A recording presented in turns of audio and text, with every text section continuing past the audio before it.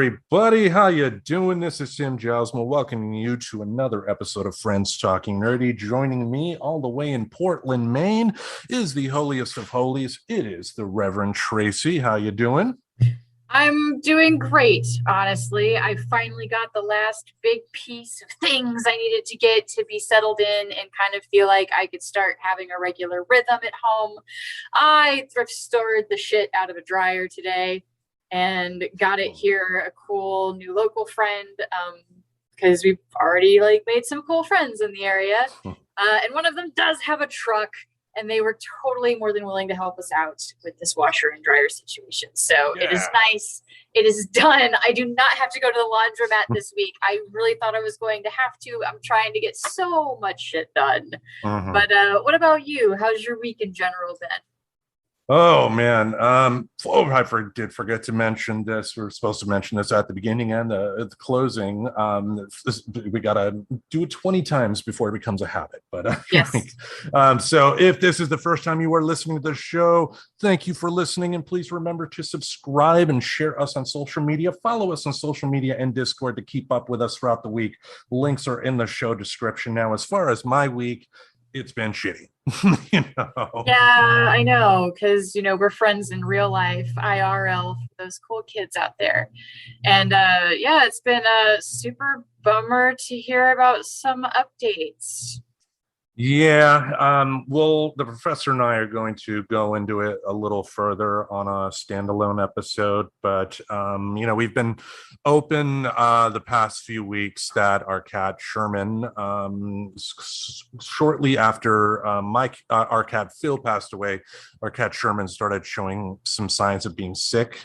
Went to the hospital some point in July, but we were able to get him back to feeling somewhat better, but sadly things did take a turn for the worse again. And this past Saturday, we got the call at about 3 o'clock in the morning because he was in the vet, already at the vet for an overnight visit, that the time was coming soon. So we hopped in the car, went all the way to someplace in Clackamas, because that's something we could talk about at some point too, because with the pandemic being what it is, one place that has been heavily affected that you don't hear about is veterinarians. A lot of staffing shortages there. So the reason we had to go way out there was that was the only place. So we went out there. He was still alive when we were out there, but barely. And it was so sad because they brought him into a room with us, and we're going ahead with the procedure while the professor was holding him. And the last thing he did was look at me. Oh. Yeah, just turned and looked me straight in the eye. But having said that, he was 16. He was an old man. It's like a person when they're a human, when they're 90, 95 years old and they pass away. Part of me is indeed sad, but part of me is just like they lived a hell of a long life, and that should be celebrated, So, like I said, we will have some more thoughts about Sherman as well, because your pets are part of your family. They're not humans, so I wouldn't want a pet driving a car and all that stuff, of course, but you still got to treat them with respect and all that. Oh yeah, and not I would never want to invalidate anybody's, grieving process with their pets. I know with their animal companions, however you view it.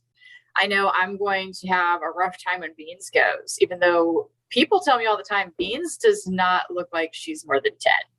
But she's getting older. She's born in '08. So people who are better at math, I don't feel like using a calculator right now or attempting to do it.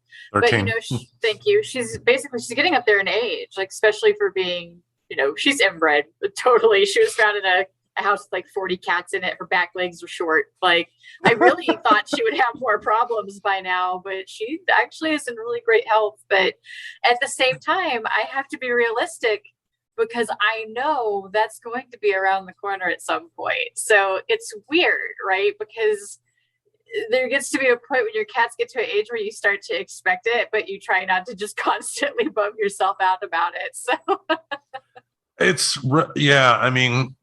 because they have such short lives compared to humans, it doesn't hurt any less. The thing, I guess, I keep in mind is that I'm sure there are going to be plenty of other furry friends for me down the road. And, the best thing I can do is to honor Phil and Sherman's memory is just to try to, cheer myself up. And if there are any further furry friends in my future, I loved all those F's, alliteration for the win. I'm going to love them as much as I can. So there we go. I don't know, maybe I should just bring you beans, just like tote her, just pay to bring her with me when I come to Oregon. Just be like, here you go, Tim. Take care of this old little bitty. No, I'll be busy that then. Washing my hair. No. No. She's amazing. We have a deal. She gets to retire in silence. We had a dog, or I had a dog with my ex-husband, my first husband. And I promised her, after being constantly chased through the house, that she would get some quiet. So she is just going to be a little bit of a lout and get to be awesome and do her job up until she's no longer able to do it anymore.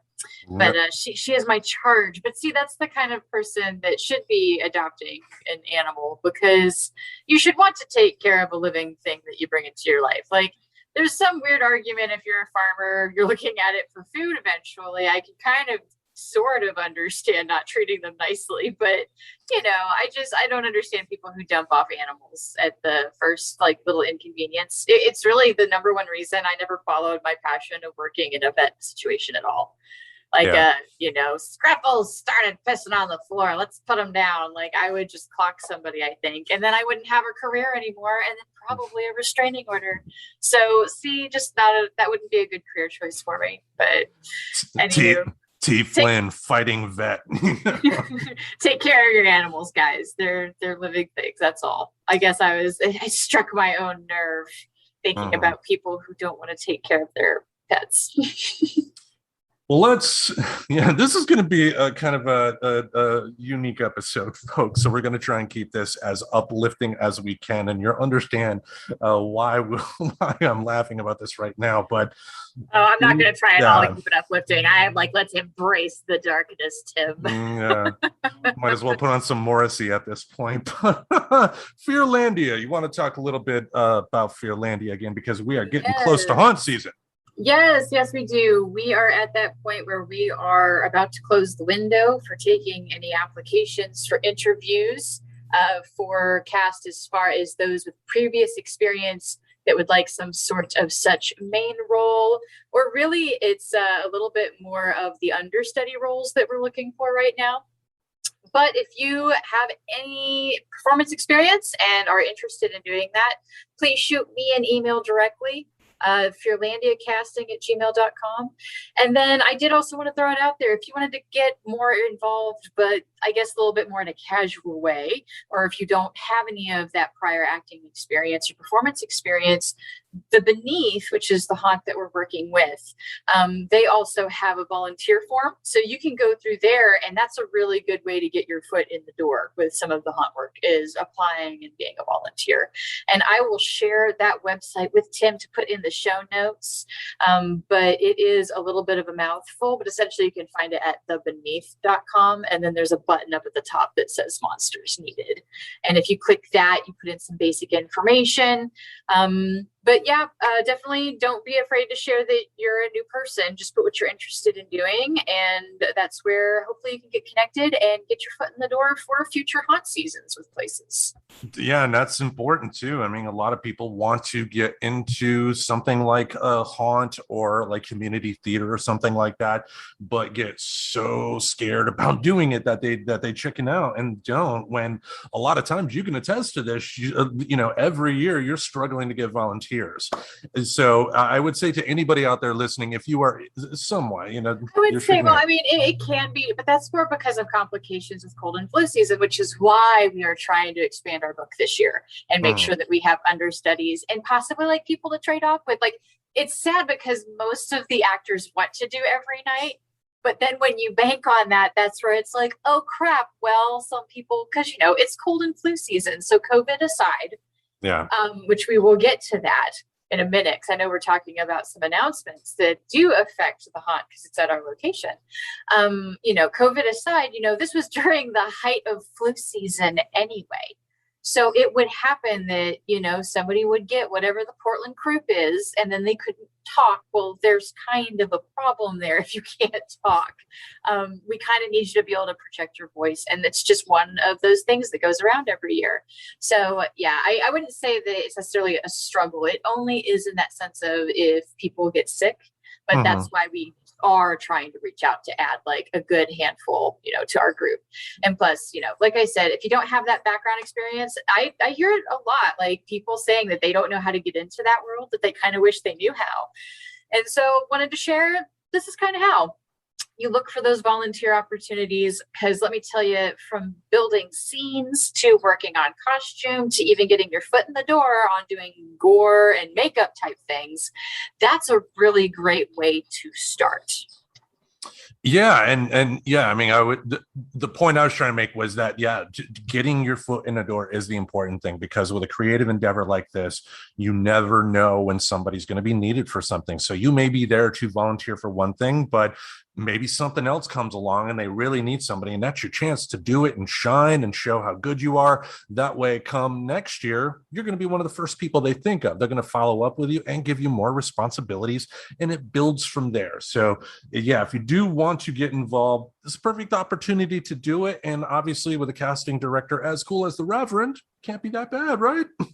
Yeah, I mean, I try not to be very, fist to glove or anything like that whenever it comes to people. I don't know. It doesn't work. It's not a big enough team where you can try to lord over any power. It was really funny because there was something that came back to me, and I'm not going to go into who it came back from, but somebody expressed an opinion that they felt I was strict.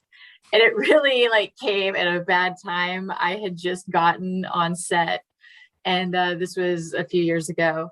But a few of my friends, because we've worked together for years, right? This is repeating years, and this was the second year I was casting director. And they looked at me and was like, "Hey, team, what's wrong?" And told them, somebody shared that I was strict. I was like, "Dude, I work for you, and I don't think you're strict." But that being said, I will tell you that you're not coming back if you've crossed a line. Don't take not being an asshole for not, laying down the law when I have to. I don't like to have to do it. So I don't know, don't make me. Don't tell me that you're sleeping up in the rafters in the middle of the show because you're so bored. And I'm like, how the hell are you bored? We have been so busy. Anyway, so I try to be cool, but don't take advantage of me. Don't cross me, yo. Yeah, don't take a nap, apparently.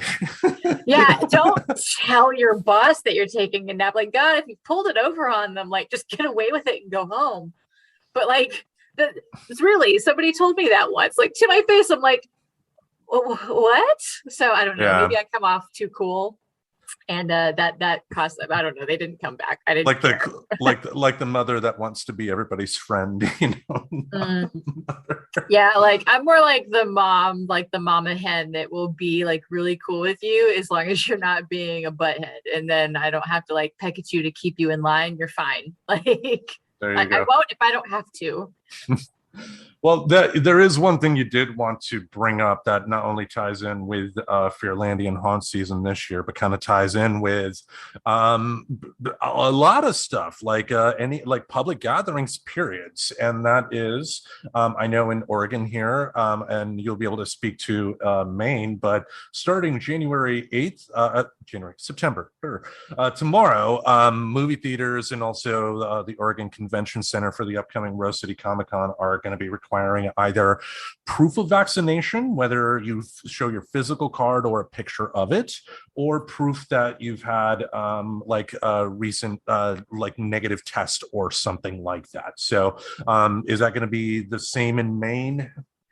I don't know. There hasn't been a lot of mandating yet. Our population density is a bit different. So I think right now we're kind of only getting to the point where it's affecting our ICUs, which is kind of to the point, it's not all over the news as much here. I do get the occasional update on my watch about it, but it's more hey, yeah, the Delta variant has made it to the area, but, we're still in the lower hundreds of people getting it, and then in the tens of anybody dying from it, I think is the most I've seen it uptick recently. Yeah. So nothing like that going on so far.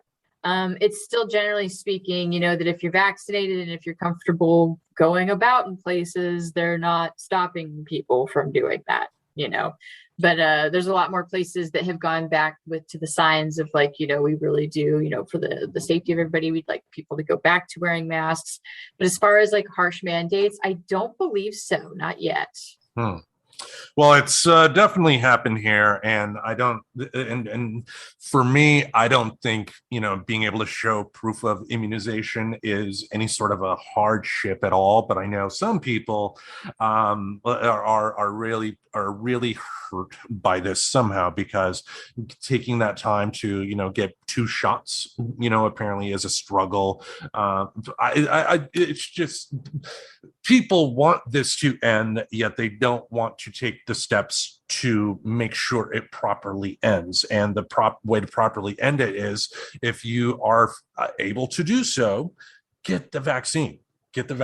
And then this stuff goes away to where you have to show cards. Now, what type of, now you obviously you mentioned you're going to be back in Portland for Fearlandia, so you will have to deal with some of this. Are you getting some sort of advanced training about this in terms of like how you could potentially deal with some assholes that may come? Well, I mean, they've been very clear on their website. There's kind of no ifs, no buts, and no motherfucking coconuts attitude about it. They've said you are either showing a vaccine card. They're very clear because, there's 2 different testing types. And so if you get the PCR, it can be 72 hours old, whereas the lab-based rapid test must be within 48 hours. So, you can't get it too far in advance if it's that rapid one, or it won't count. And they've been extremely clear because, it's under, if you go to the Rose Quarter, there's a welcome back message, and there's like little parts that you can click on. And there's a part that says, can I get medical or religious exemption from this policy? And it point blank says individuals with exemption from the vaccine requirement must show proof of a negative test. And then it lays out the 72 or 48 hours. There are no exemptions to the testing requirement.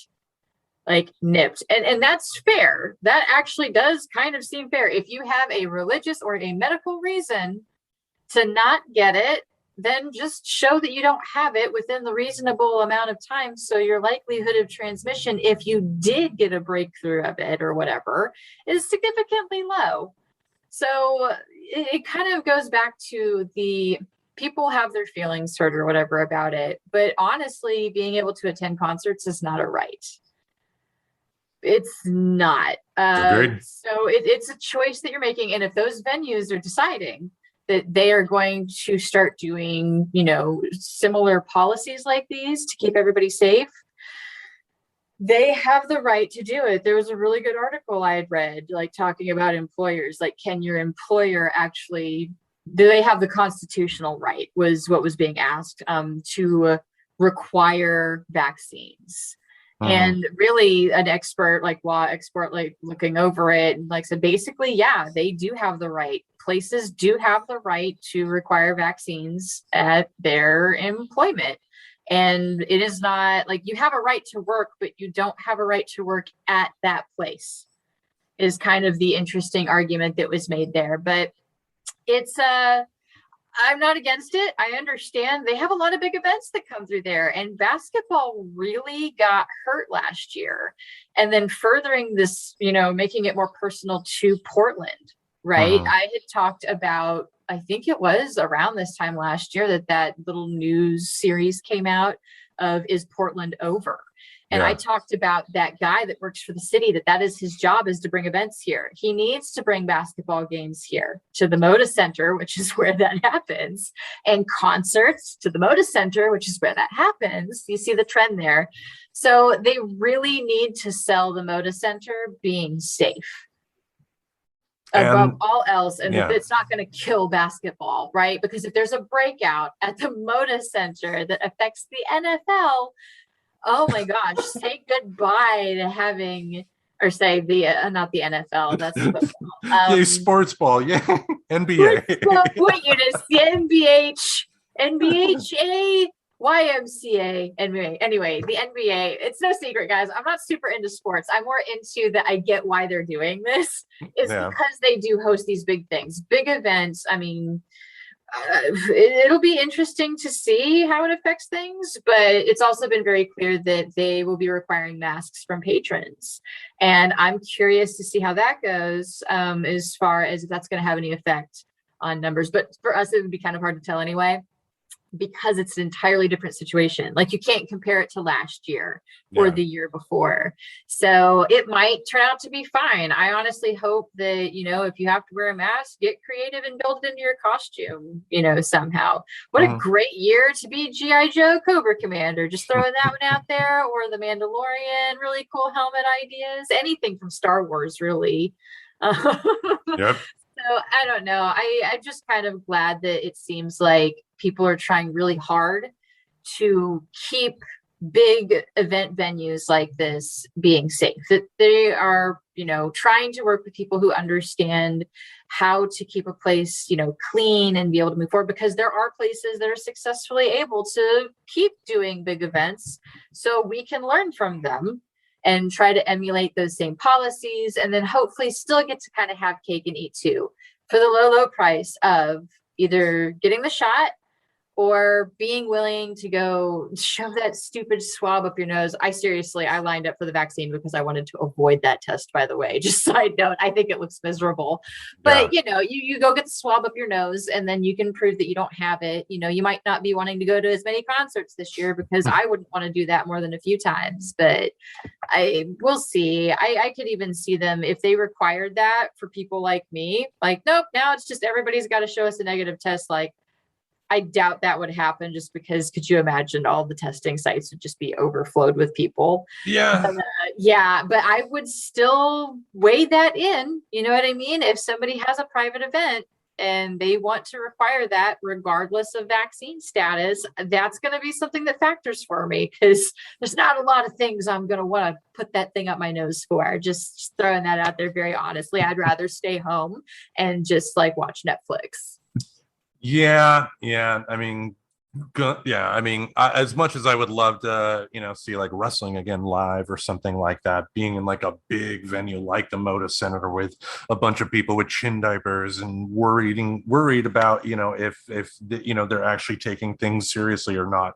The really big events are what concerns me. I do have some just general fears about Rose City Comic Con this weekend, even though it's just general, it's not a really concrete, there's a specific reason why it's there, but just because it's at the convention center with so many people potentially there, I mean, even if it's half the crowd of what I experienced there before, that's still a lot of people that are going to be milling about. So we'll see how that goes.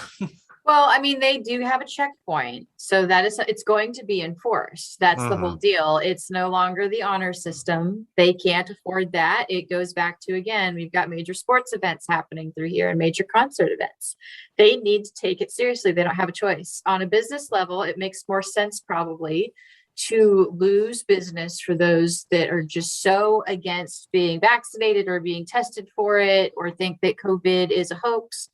They don't have the budget to lose another season. They just don't have it. And then the city of Portland, really is kind of hurting in general right now from things that started before the pandemic. Well, actually, it was all in correlation, because I keep forgetting George Floyd happened right after, because it was so close together. My brain sometimes flip-flops them to think that it happened before.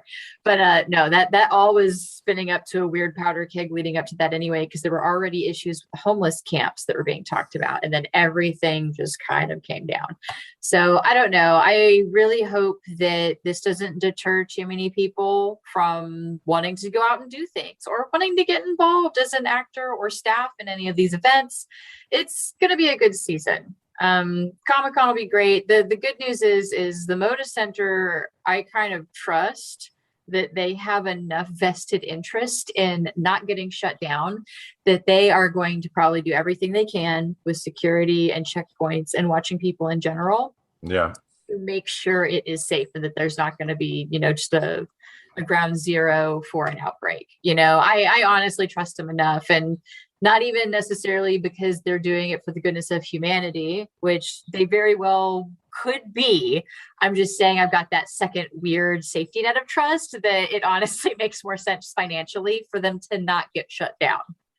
So they're going to be as safe as they can be, because that's as far as like, wow, I don't think I have to do any extra training because I'm pretty sure they're going to take care of that. You know what I mean? Like, they're going to have security people, I'm sure at Comic-Con as well, that if that mask drops below their nose, they're going to be correcting them. It's too high stakes for them, I think, to risk anything about it. Yeah, I mean, the conventions especially, I mean, they're not necessarily the most profitable things in the world, I guess. So, the fact, like last year, the fact that a lot of conventions, went virtual, things like the San Diego Comic-Con last year was completely virtual and didn't have many people watch it. And, they ended up losing a lot of money like that. So, yeah, I don't want stuff like this to end. I mean, an end is a tough word, I guess, because like if Rose City were to end, the company that runs it, somewhere down the line, another company would start another Comic-Con. I get that, but I don't want these people to end because, you can attest the Rose City Comic-Con is well run. It's a great atmosphere. It's just all around a great, nice, creative, fun time for all. Exactly. I love it. I actually, in honor of, because I knew we were talking about it today, I got my partner, the Mr. Reverend, I got his Punisher class because some of our first dates for hiking, but one of the first things we did together was he went to Comic-Con with me and he got this Punisher, awesome etched Punisher glass. So I am drinking from it today. By the way, do you know if the Doubletree over there is part of that Rose Quarter area? The hotel that they built across the street from the convention center? From the Lloyd Center Mall and stuff like that, because they have a lot of conventions there. I only ask because it looks like they're going to try to have the Haunters convention in May. So fingers crossed. But yeah, if they require masks and such still, I'm gonna just be trying to figure out how to work it into my boss costume and just have fun with it. But anywho, I support these moves. I'm cool with them. Yeah. They don't require me to get a nose hose. Yeah. Great segue there. One move I don't approve of is what is happening in Texas. Yikes. Yeah. Yes, the wonderful folks in Texas, and by wonderful folks, I mean the Republican politicians there, have enacted a law that outlaws abortions after 6 weeks. And if you do help a woman get an abortion after 6 weeks, not only would people, if you found out a neighbor went and got an abortion after 6 weeks, you could theoretically sue them for money or something like that as well, which is like a bounty system or something like that. This issue went to the Supreme Court on their shadow docket, where they promptly, thanks to the conservative majority, promptly turned their noses at it, thereby letting it stand. Abortion is essentially illegal in Texas. The dark times that we warned everybody about in 2016 are here. Yeah, it's super unfortunate. As much as I try not to hate on Texas as bad as I used to, I do admit that I left for a reason. I have always, and I try not to speak in absolutes about a lot of shit, but I'm just going back and saying that when I lived there, I don't remember many times that I didn't kind of feel this odd form of oppression, like as a woman, as a vaginated human, because they wouldn't even know what's a non-binary. How they are there. In a lot of it, and I'm not saying there's not progressive towns and cities. I am just saying there are larger swaths of Texas that feel the way they feel, which is why it kind of can become a place where things like this can happen. I did want to share at least a little bit of a feel-good tacked on to this, because part of one of the interesting things about this is technically that means that Lyft and Uber drivers could be charged with aiding and abetting. So, as a response to that, Lyft and Uber have already announced that they will intend to cover legal fees of any drivers who are sued under the Texas anti-abortion law. So, it's crazy that it's happened. There is some interesting response to this, and my God, like, what are your other thoughts about it? Because I will just go into, this is why we need to vote. Please pay attention to voting and do, like, come on, Texas is big. Let's get some listeners in Texas. I'm glad you kind of touched upon this, because what I've seen a lot on social media in terms of the response on this is a lot of negativity towards the South as a whole. And I did a little search on this, and according to the census, I believe in 2018, 58% of the Southern population was African Americans. If you are telling, if you are saying, if you are seeing this in the news for Texas or any place in the South, and your first reaction is "fuck them, they deserve it," you are very much wrong, and you are very much a part of the systemic racism problem that is contributing to this. Because these actions, these abortion actions, are meant to keep poor people poor and enslaved. This is not about saving babies. It's not, because if that were the case, the Right to Life organization would not only be against abortion, they would be vocally and supporting, not with their words and money, organizations that would help a woman maybe not have to consider it per se. You know what I mean? But this is just this, because let's be honest here. I mean, how many times have we heard stories throughout the years of Republican politicians that have harangued in the media about being against abortion, and then you find out they got their mistress an abortion? Right. Like, isn't that kind of back to the accusations can be the confessions of a narcissistic attitude? Like the yeah but me is basically yeah but me, but my situation warranted it. But anyway, it's wow, it's a bummer to see it go backwards in time back there. It is, but there wasn't. I did want to also align with the whole idea of, like, one of my unpopular opinions is I don't really understand when I hear the word reverse racism, because to me it is racist no matter what direction it's going towards, no matter what race it's going to, no matter what demographic you're choosing to be bigoted about. That is just being bigoted and hateful. So it doesn't really make sense to, hear bigot and hatred and, like, find an excuse to spit it back out at other people, even those of us who are from the South. Because let me tell you, there's actually a lot of really good humans there. And I know we have Dolly Parton. I'm from there. Hey, I know I left. The professor's from there.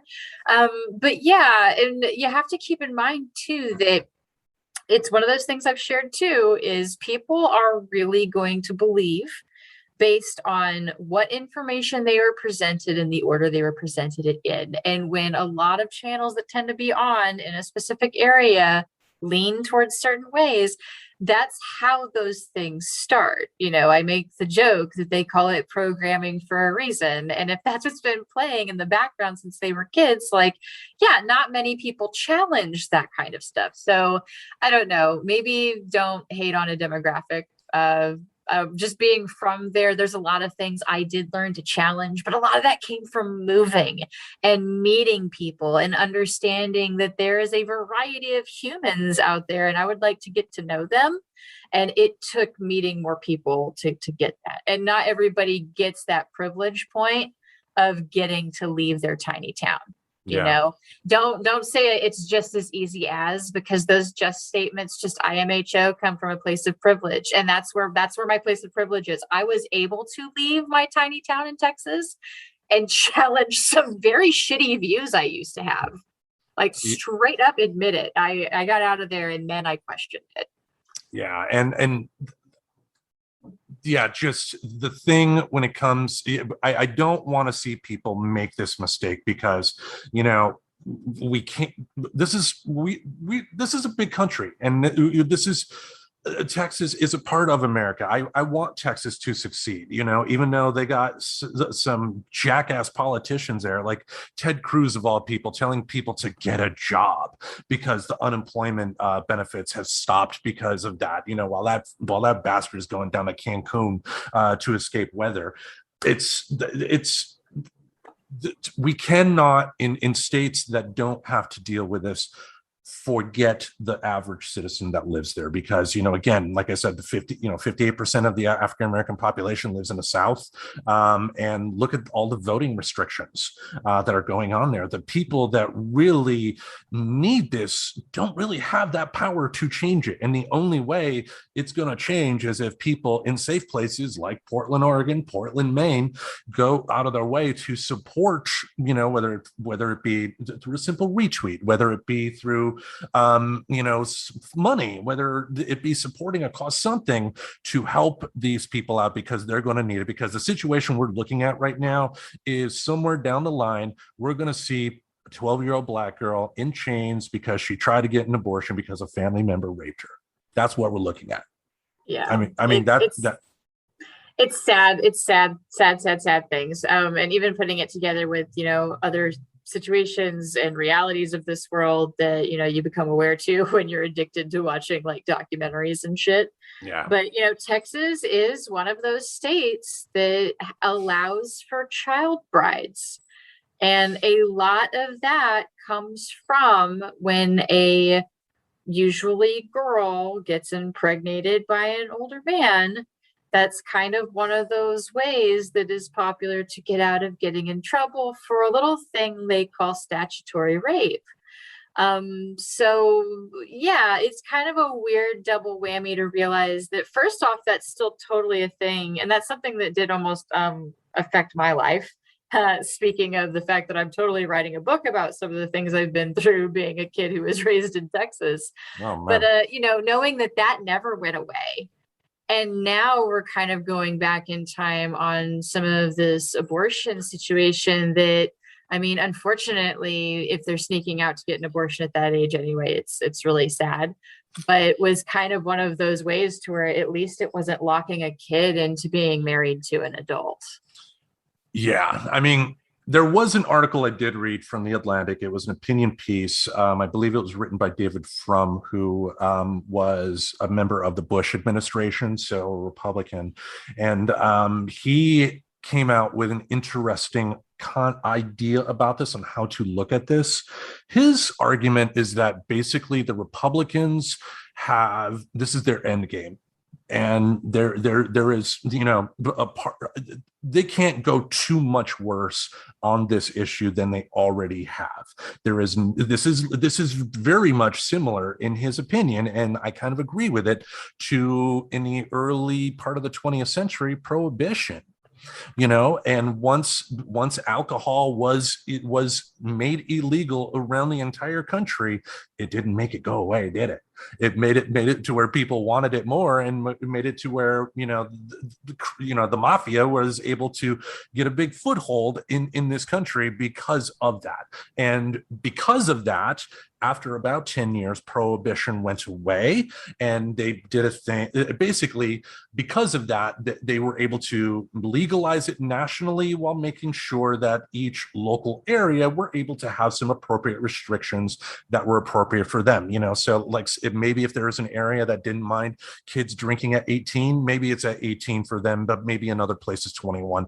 That's the example. But he is arguing that we could potentially be looking at that, because if you think about it, history has shown that for every deep, dark pit any country faces, things do tend to get better. It comes in waves. So except for Rome, right? There's just that one. But countries come to an end. Countries come to an end. I just had to bust on you a little bit. There was just one really famous one. I just wanted to throw it out there. But they lasted for a while, and even then they went through waves. But they hit the wall at the end there. But what do you think about that? Do you think that this is their end game? Do you think that this is the worst we're going to see it, and because of this, we could maybe get to a point to where we can make it to where it's totally legal for everybody? What do you think? I don't know. I mean, we'll really have to see because right now I want to find it at one point again. I had skimmed through an article talking about how, this puts yet another thing on the block for Biden. And now it's kind of getting to this point where it's like overwhelming any of the promises he can try to keep, like as his presidency continues. And the reason that is interesting is it made my little tinfoil hat go on, be like, see, are they just doing shit right now to flood him? So that he just can't get, you know what I mean? Like no matter what he does, there's something that's going to get dropped. And there's something that's going to leave that stank with his demographic as he leaves the presidency, because they don't want people who voted for him to vote for him again. Yeah. So it's like, I try to think of the weird puzzle pieces because unfortunately that's what our politics has become. And that's a big reason why I'm not so much a fan of it. Is what's their long game. And I do kind of wonder if that's maybe part of that. But it goes up there with legalizing weed, which is another conversation I know we wanted to have at some point. At what point do we just stop? Because that's another thing that really seems to be another just way of discriminating economically against people. Yeah. I won't go too much into that because I know you and I have had some side conversation, and that's why we went, we need to talk about this at some point. Yeah. But yeah, like it's one of those things that it's like, why is this different federally at this point? Like this does seem to be enough of a fucking topic as far as should people have a right to do this, that it's amazing that it hasn't been decided one way or the other. Yeah, it's what is it going to take though? Because my real fear is that come next year with the midterm elections, Republicans are able to get control of either the House and the Senate again, and if they do, that's just going to make 2024 even that much messier because Democrats are barely able to get their stuff through right now, and the important thing for the Democrats to keep the trust of the people is to show that they're actually doing stuff, and the Republicans are going out of their way to say no to everything. I mean, if the Democrats recommended a law that people needed to breathe oxygen in order to live, Republicans would be promoting carbon dioxide at this point. I mean, and I may be a little facetious there, but not really, and that's the sad part, and hopefully some good comes through all of this, but those poor women in Texas that got to go through this, especially all those young girls that are going to have to deal with the repercussions of this. That's going to be the absolute tragedy here. That's going to be, I mean, think about, to your point, the abusive marriages that are going to be had because of this. Think about the children that will have to have years of therapy from being in unloving relationships. Just so much is just going to go wrong with this, that, again, people like us in safe states, we cannot dismiss them. We cannot dismiss the South. The South needs us. And if we are going to turn some heads, we need to show that we care about them and that we fight for them. That doesn't mean if they do something stupid, we don't call them out, but we got to support them. Yeah, like before you fully embrace your fuck 'em attitude, do understand that there are a lot of people out there that like legit get paid to help, in a sense, market and keep things that way for people. So really, that's where I find like some of that compassion. That's where I used to have a really hard fuck Texas attitude.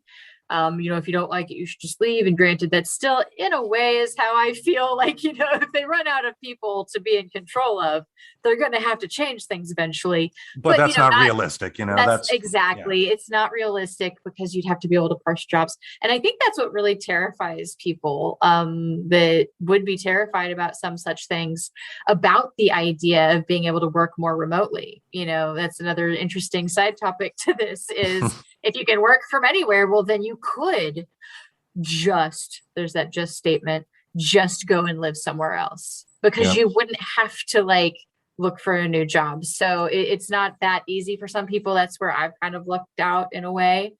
But it's, yeah, don't super necessarily embrace a fuck 'em attitude, because I don't know, it kind of gives permission for somebody to embrace that same attitude about you too. And I just don't like that karma on my life. Call me crazy.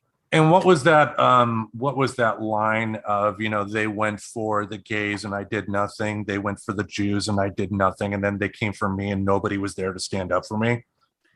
Yeah. And I'm badly paraphrasing it, but that was a quote, I guess, in regards to somebody, defending the Jews during World War II or something like that. And we gotta keep that mindset now, because, when, as a vaginaed person, the importance of women's healthcare and having proper access to that, especially at the youngest age possible. Yes, and there's numbers of ways you can try to support just women's health in general, because that's really what this seems like. It's mostly an attack on. I mean, in addition to, if you live there and if you are a person who has that ability to vote, that, you don't face any of the troubles or restrictions, vote, show it that way. If you're not able to vote, I really hope you're able to protest and get your voice out, because that's some of the point of that, is when, it's that voice of I don't want to say like the rioting or condone rioting, but it was like, wasn't it Martin Luther that had that quote about rioting is the language of the oppressed, or those who are angered by being oppressed, or something like that. I'll try to find that actual quote, but there is something that was very, very, very close to that, because it was being quoted a lot when the riots started in Portland, Oregon, just over a year ago. But yeah, so find ways to get the message out there that this is an important topic. And maybe it is something that we need to figure out how to get it tackled on a federal level. So perhaps you could look out there and see if there's any nonprofits that we can start supporting and some such things like that, because that is some of the things you can do if we all kind of can support things in our areas of like expertise, I guess. You know what I mean? Not everybody is make a sign and go and protest, unfortunately. I am that kind of person. I did it back in like 2016 and everything. But I understand that's not everybody's thing. Like, sometimes that makes some people like so anxious they'd rather just die than go to anything like that. But, feel strongly about it, but find a way that you can contribute, because there's a lot of ways to get stuff heard. Some of it is through awareness, and some of it is actually through donating. Yeah, and I believe, I'm trying to look for it right now, I believe on October 9th, there is going to be another National Women's March. I will double check that date, and if I'm regardless of whether I'm right or wrong, I will have the updated information in the show discussion here, but there will be another nationwide march because of this. But find out where you can contribute, because, you mentioned it yourself, not everybody is going to be able to contribute in the make signs and protest type of way. You can contribute by just doing something like as simple as a retweet of a knowledgeable person talking about the subject, because maybe that's what ultimately convinces somebody else to support the cause too. But anyway, let's move on here to something a little more fun, for me at least, but I call this the bathroom break subject for you. Wanted to have a little positivity before we get into the next topic here. This past Sunday, All Elite Wrestling had their pay-per-view called All Out, and it was by far probably one of the most historic pay-per-views that I have ever seen, for a couple of reasons. One, CM Punk made his long-awaited return to professional wrestling after 7 years, and that was really cool to see. But most importantly, at the end of the show, 2 stars debuted for All Elite Wrestling: Adam Cole and Bryan Danielson. For the folks at home that are not wrestling fans, Adam Cole used to work for the WWE on their NXT roster. The last time he was in front of a big crowd was at NXT TakeOver Portland, that I was in the crowd for, so it was cool to see him. But the most shocking debut was Bryan Danielson at the end. Bryan Danielson worked in the WWE for a little over a decade under the name of Daniel Bryan, and he was able to this is it was big for him to go because he was a former world champion. He was just in the WWE this year and performed at WrestleMania in a championship match. So for a star of that magnitude to show up on AEW is a pretty big deal. And it's funny because I found out the reason why they ended up going to AEW, and it seems like the dumbest reason. For Adam Cole, it turns out he went because he wanted to continue to use his Twitch page, which the WWE told him not to. And I guess he's able to get some money off of his Twitch page. So because the WWE would not let him keep his Twitch page, they gave a main event star to their competitor. And with Daniel Bryan in the WWE, his contract came up earlier this year, and he asked, he wanted to remain a part of the WWE, but he also wanted to wrestle in Japan. And the WWE said, we can't do that. So again, the WWE gave their competition a major star. So that was some big news. And I did want to talk about some great positive news in the world of professional wrestling, because we do got to talk about something that was really, really sad that happened as well.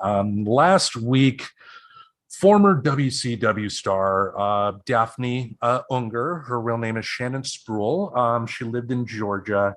Last week, she went on Instagram. They have a thing on Instagram called Instagram Live, where you can have like a live video. And on that video, she was crying, talking about being alone, and she showed a gun in the video, and people rightly started freaking out. You had wrestlers all over Twitter that were, saying, please retweet this. We're trying to get her help. We don't know what's going on. And, when I went to bed that night, I had heard that the police had indeed showed up at her home. Woke up the next morning to find out that she had died. Word is that she ended up shooting herself in the chest. In the video, she made a point of one of the last things she said was, "Remember, my brain goes to Boston." Now you're like, what does that mean? The major nonprofit that does CTE research, similar to what NFL players have, the only way they can diagnose that is after a person is dead. And the reason she shot her, she's not the first person who potentially, suffered from CTE that shot themselves in the chest in order to get their brain examined. And I just found it sad. It's like she was an interesting character. She came at a time where women's wrestling was more about just the appearance, more than anything. That's when they were doing the pillow fights and the bra and panties matches, real classy stuff here. A little bit like Glow, I guess, if anybody out there watched Glow, not quite that. No, it much like Glow, if Glow was X-rated, let's put it that way. But the thing that stuck out with her was that she honestly was channeling Harley Quinn before it was cool to channel Harley Quinn. They called her the Scream Queen. She would come out like a goth. She looked like a goth and would come out and scream. The match I saw her on, because I saw her live on May 22nd. That was when Monday Nitro did an episode at the Van Andel Arena, and I was in the crowd for that, and it was fun. It was like a lot of the articles actually showed the match that I saw live, and that was a match that she had where she won the Cruiserweight Championship, and the match just started with her doing like Rochambeau, like rock paper scissors and other silly things. She came out to the ring with like a teddy bear and was hitting it and all that. And the company she worked for at the time, WCW, I say this as a wrestling fan, it was the most embarrassing time to be a wrestling fan. There was a lot of garbage that was happening on WCW's programming at the time, but she was not it. She was actually one of the bright spots. It's just she just came around a little too soon. By the time women's wrestling started becoming popular, she had ultimately retired at that point. So ultimately, it was sad to see her go, but just it's unfortunate when anybody finds themselves in a situation to where they consider ending it. I've been there. I've talked about it on the show. Yep, I've been there too. I've talked about it on the show. I talk about it quite openly on my page. where I try to process quotes and almost sort of blog through some of my thought processes. That's that there is life after there is life after trauma. Way to fuck up my own page name, but that's something we can mention in our show notes if we want to. But yeah, it's double. I mean, it's always sad. I don't want to necessarily say it's double sad just because of the timing of it, but it does seem kind of extra gutting when you realize this happened just on the cusp of what is Suicide Awareness Month, Yeah. because that's September. That is why, traditionally for August for my birthday, and I'll probably share this just because if that's a way that, speaking of ways to support something that you feel about, donating to nonprofits are part of it. So that's something I do through my Facebook. You can do the start a charity thing for your birthday. And every year I try to do, Project Semicolon. And this year I did happen to pick the National Suicide Prevention Lifeline. So that's one way that you can support that.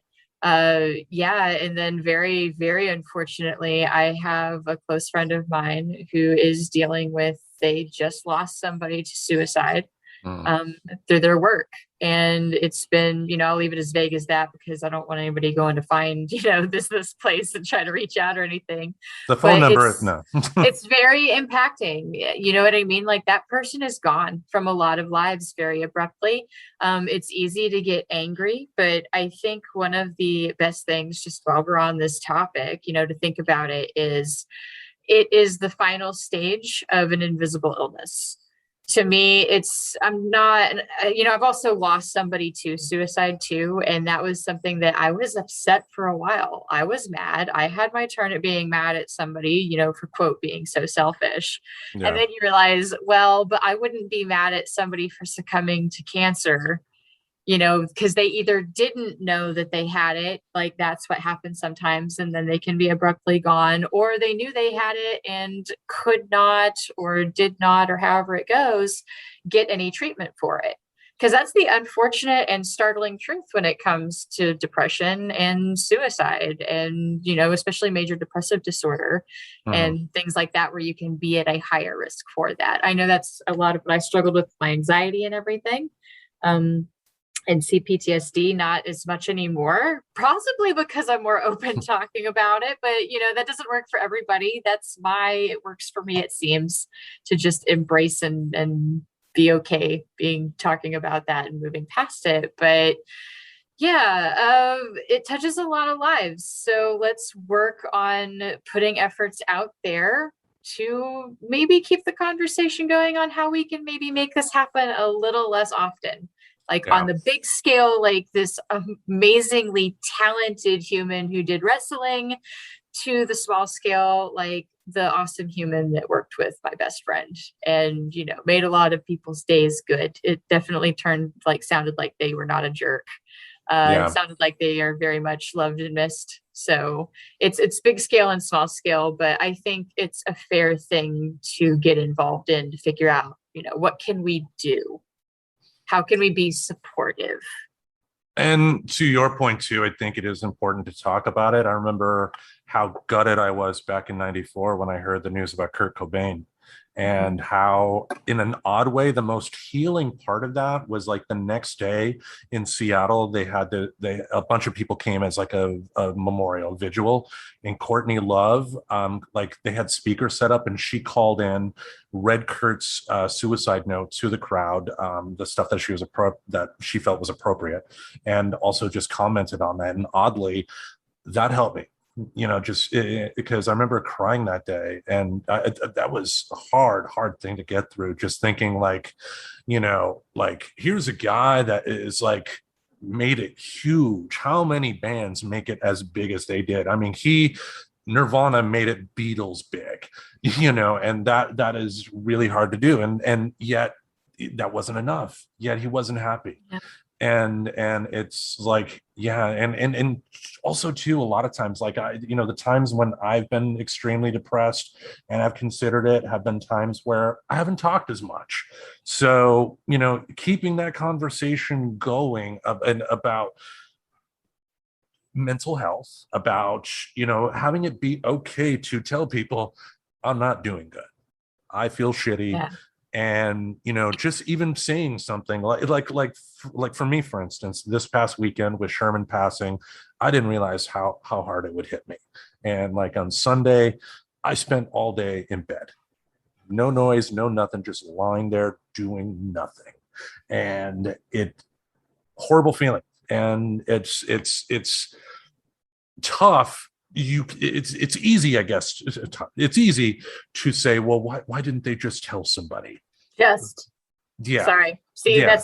this is this weird theory that I'm crafting, that there's something to just statements in general. Yeah. But see, and I've been that person that why didn't they just reach out to somebody? Like, nobody knew how close they were to saying those things about me, because it's not just as easy, especially in a culture where it's not encouraged still. There's still a lot of people who feel like you talk about trauma because you want attention, when really a lot of times it's about just wanting to feel heard and to heal. Because if you don't talk about it and just, I don't know, the proof is in the pudding, it seems, of generations of humans not talking about it, stuffing it down. Well, it doesn't seem to stop it. So can we maybe try something else now? That would be cool. Yeah, because talking about it, you're going to find this weird little thing that the more you talk about it, you're going to find out other people are going through it too. And when you find that out, that allows you to talk to that person, that allows you to help them heal, that allows you to heal in your own way as well. So yeah. I think the big summary here is, support in any way you can. If you have a friend that you think is down, I guess don't necessarily try and offer advice necessarily. Just be a friendly ear. Just don't necessarily try and force yourself into their life on a daily basis if they don't necessarily want that, but let them know they're loved more than anything else. Also, if you are considering those thoughts and need to talk to somebody, 1-800-273-8255. That's 1-800-273-TALK is the National Suicide Prevention Hotline. I've been down that road before, and I don't think I've said this story on the show before too, but when I was in middle school, my dad attempted suicide. And gotcha. Yeah, he when he did that, he ended up calling us, which imagine getting that call. Oof. And just like he just did the whole thing of wanting to say goodbye. And I'm like a teenager. How does a teenager respond to that? And, he ended up getting help and whatnot, but just people suffer, and just with all the pain and suffering we see in the world today, all the pain and suffering we've talked about in this episode, just be kind to people and just be friends with them. And if you think someone is suffering, just show them love. Yeah. And it goes back to, it's not about giving advice. It's cool if you don't know what to tell them to do, because half the time that's not really what's wanted. Mm-hmm. You can go and look up pretty much Psychology Today has a lot of stuff that talks about, how you can be there for friends who are grieving. Yeah. But, and a lot of it really is just listening and making sure that, they feel heard. And a lot of that feeling heard comes from not feeling like, somebody's calculating what they've been wanting to say. Yeah. And that's where just having that pause and that time for somebody is really awesome. So hopefully you can be good about being there for your friends. It's sad whenever I just kind of feel like people don't have the patience for that for each other anymore, but those are the friends that I don't tend to keep around anyway. So, but somebody keeps friends with them. But yeah, I kind of, that's one of my weird prices of admission for my friendship, my platonic relationships.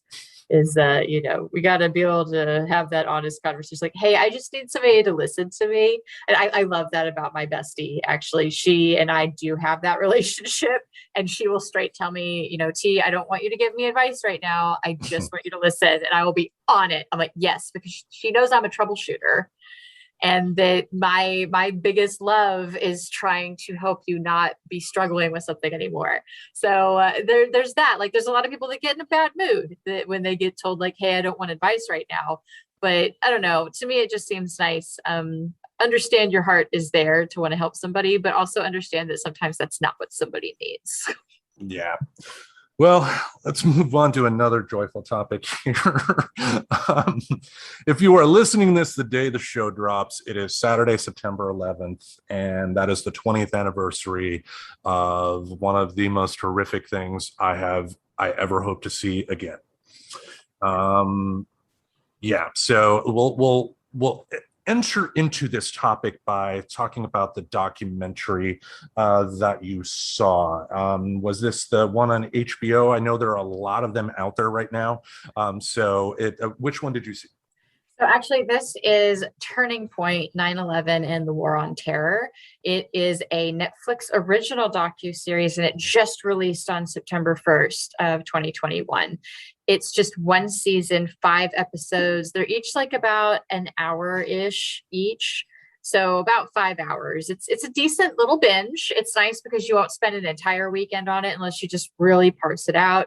So if you're looking for something cool, you guys, I keep it no secret that I tend to watch these interesting documentaries because I don't know, call me crazy. I like to understand more about stuff, and I like people who manage to, make it entertaining and keep me interested enough. And documentaries aren't like the old dry History Channel documentaries like they used to be. There's more footage of things now.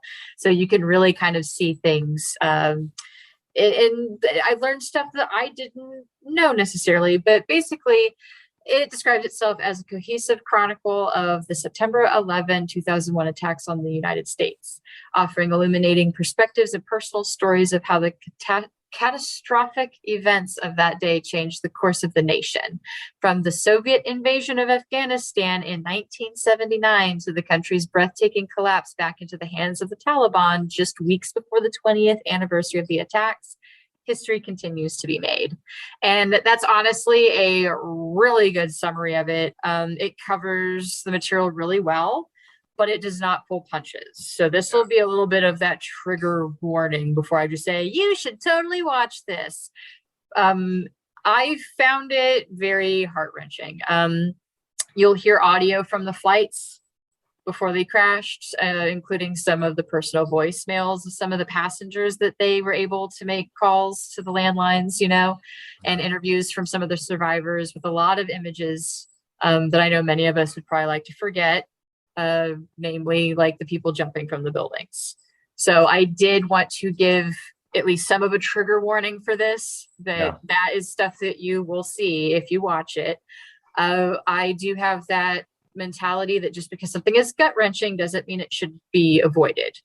I think they did a great job of covering it, what is an extremely complex history with Afghanistan, in an effort to spread understanding of how the fuck did we get to today's situation with the Taliban and Afghanistan as a whole. Yeah. So it's complicated. It goes back a long way, it turns out. Like, a lot of people think it really started in that early September morning, but it was years before that. Yeah, like this 20-year war has really honestly been going on for longer than that, it seems. There's interesting background that is it was cool to learn. It gave me some interesting perspective, but I'm not going to try to reword it. If you're interested in watching it, go check it out. It's on Netflix. And that's kind of a good way, give it a little bit of watch. That's another way to kind of vote with your body and vote with your time, is they kind of track what you're watching on your Netflix account. And so if you like content that is factual, watch it from time to time. Yes. Now, where were you on September 11th, 2001?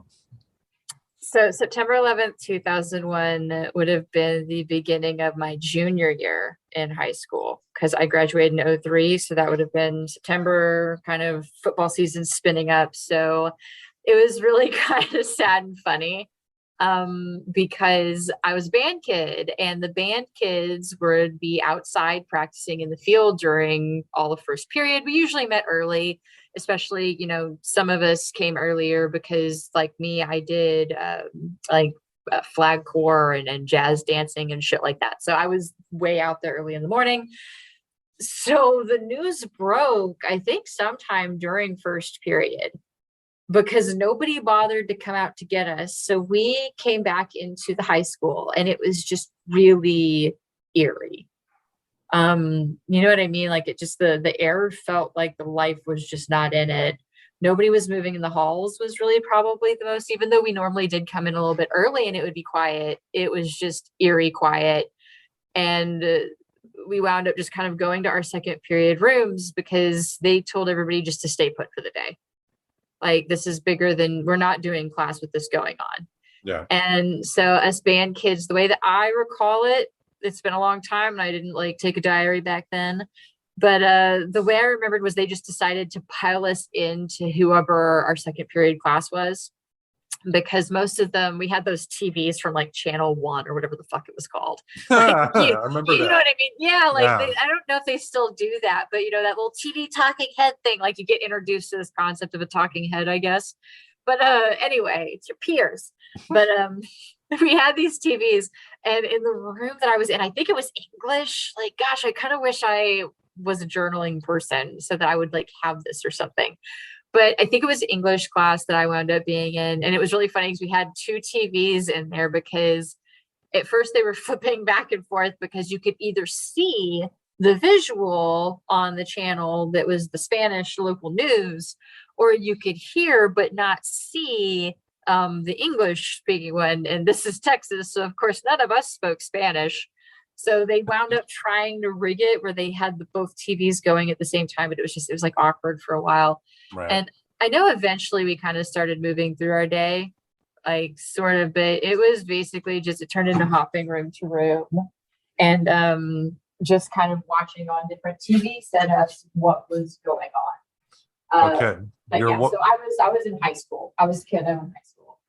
Okay, and you walked away and the sound dipped down, so I don't think the mic is on the headphones. I think you're going off the mic on your computer. Oh, my bad. So Okay. my cat was, okay, sorry guys, spoiler alert, breaking that wall. My stupid freaking cat was eating a thing that she doesn't need to eat, so I needed to get it. But yeah, maybe I should also check that. Yeah. But essentially, I was in high school. You know, we just kind of went back and forth. Once they did decide to move us through, like, okay, well, it would be like fourth period now, so go ahead and go to your fourth period class. And that was kind of, you know, just going from room to room, watching it on different TVs. That's the wave tops of what I remember. I do remember seeing, I'm pretty sure I saw the second plane, but it's hard to tell because it was a long time ago. And at that point, there was definitely points in the day where it was on repeat.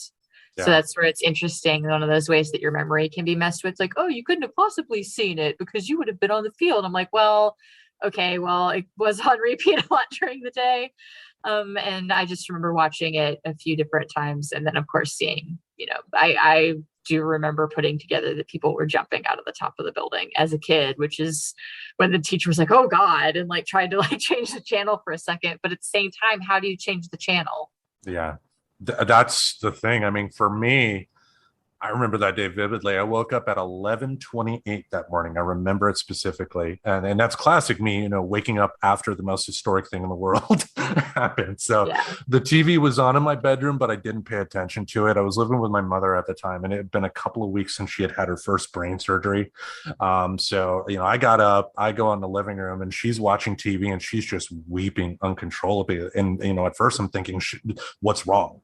You know, and I'm like, what's going on? And then she pointed at the TV, and it was NBC's coverage, and it was Tom Brokaw talking over the wreckage of the World Trade Center, and it still emotional. It cut there to what happened at the Pentagon, and just I at that point I went back in my bedroom because it was just like, what's going on? You know, I went to my TV and I started changing the channels, and I started crying when I turned to the Home Shopping Network, and Home Shopping had CBS on. You know, just every channel was news. Later that day, my mother and I, we had to go out to a doctor's appointment that she had to go to, which pissed me off because I wanted to just keep on listening to the news, but my car had no radio. And when we got to the doctor's office, we found that the doctor's office found the one radio station that was still playing music, and it had to be the worst radio station in Grand Rapids, Light FM. So it's like the worst day in human history, and Michael Bolton is serenading everybody. Oh no. Yeah, and then from there we went to Myers by our house. Myers is a big regional grocery store chain by there, and they had a McDonald's in there, and we ate lunch at the McDonald's, and they had a TV set up that had the news on, and a few people that were in Myers were just around that TV. And then I remember by the time we got home at just before 8 o'clock. I turned on the news. It was CBS. It was 8 o'clock news. And that was the first images I saw that they showed of actual people jumping. And my mother and I lost it. Like we just hugged each other and just like we wept for like 20 minutes and just awful. Like the feeling of driving that day, looking up in the sky. I mean, obviously Michigan is like far from New York, but not that far. So in terms of, planes that do fly by, we did get a fair number of them. And it was so eerie looking up in the sky and seeing nothing. I mean, it's like if anybody looking up in the sky now, you're bound to see, even if you don't see a plane, you do see like a chemtrail of like a jet or something like that. You see evidences that planes were there. And just that day, just not seeing any planes in the sky was horrible. And just, it made me understand too why older people like my grandma's generation were so hung up on Pearl Harbor. It's just like if you actually see something that horrific with your own eyes, or you hear the accounts of peers, compatriots that did witness it, it's bound to affect you. And it's definitely hurt this country in many, many, many ways, not just because they took down a couple of towers. The buildings could be replaced. It's just the lives lost because of that. It's like the United States government took this as the excuse to become a fascist government. They did, and 9/11 helped the snowball effect that brought us to Donald Trump, that brought us to where we are today. Yeah, it is a complicated issue, and I think that's why I like taking in information where and when I can on it, because it turns out that this has been kind of a brewing powder keg of a situation for some time. But it's gutting to see what's happening now. It's gutting to see what was happening before that led up till now. It's a very unfortunate situation to need to be dealing with right now, on top of everything with the pandemic. And there are people, which, by the way, like, just to throw it out there, as far as effects this has had, if you don't think it wasn't traumatic for children to be introduced to the idea of people hurling themselves from the top of a building, like, that's how that got jarred on to me in high school. Like, there are forms of trauma from seeing things like that. That's really honestly why they try not to show like certain things on the news. There's a reason they don't show you the bloody body on the curb of the horrible accident they're showing you, that they try not to do that because they're trying not to like emotionally scar children. That there's better ways to introduce the realities of this world than that. That could have been introduced to a bunch of people differently. And we're not even done healing from that, because that situation has been ongoing, because this war has still been going on this whole time. Now, let's ask this question. And I think the only way we can really tackle this question is if we answer it on a personal basis. What good have you made from your life because of 9/11? What I mean by that is this. Now, I mean, for me, at the time when I did that, it was, before I met my ex-wife, before my kids were around. I was just a dumb guy that was just out of college, working at a gas station, not much happening. And for me, what that made me realize is that, at that particular time, I was just coasting. I could have been doing a lot more stuff, and I was not doing it. It made me really appreciate just how precious life is. And it makes me happy when positive things can happen, especially on this day, because September 11th, 2016 was the day I got to ask Stan Lee a question. The fact that and that sounds really petty, especially somebody that did not live in New York or have to directly deal with this. But again, when you see that death and carnage at that level, you as a human, you want to learn from it, you want to become a better person from it. And again, being able to have an opportunity to really understand that life is really precious, that you don't know when it's going away. Like, none of those people in that building knew that they were going to choose that. And think about it too, like, think about having to choose to either jump from the top of the World Trade Center or to be burned alive. And that's what they best figure at that point in time. There's people who are smarter than me with math and can figure out like the actual physics and what the fuckics of things. Yeah. That, they were able to figure out about how hot it would have been up there at that time. And they were like, yeah, it was really a choice. And it's a sucky one to make. That's where it was interesting viewing that in the South, in the Bible Belt Buckle specifically, and that Jerry Falwell type of response. I don't know Jerry Falwell specifically, so I'm just going to say what the general response was. Then you can tell me if it's close. But it turned into this speculation of those poor souls. Like, it was almost like if they had waited to burn to death, they would get to go to heaven. And I think that was one of the weirdest things that made me really start to question some of the religion play in life, because I sat there and immediately went, I don't think that's what those verses were talking about. Like, I'm not sure. I wasn't sold that was the best response to have. Like, it was they're poor souls, but it kind of took a turn there. And I remember that response to the reality of what I had just seen was very jarring in and of itself.